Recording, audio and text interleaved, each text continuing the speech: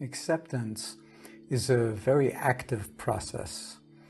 There's nothing passive about it. It's not passive resignation, but it's an active recognition that things are actually the way they are.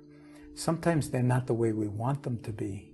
So acceptance doesn't mean that we can't work to change the world or to change circumstances of one kind or another, but it means that unless we accept things as they are, we will try to force things to be as they are not, and that can create an enormous amount of difficulty.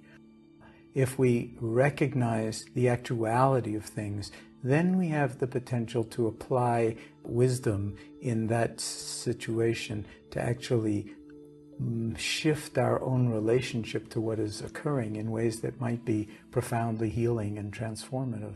But without acceptance of one's situation, then it's very difficult to know where to stand, and without knowing where to stand, it's very difficult to take the first step.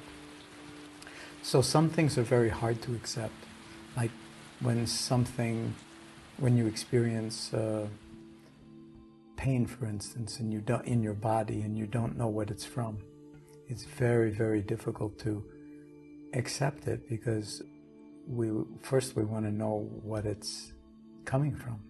And if we don't have any answer for what is causing the pain, then it can be very, very difficult to accept it.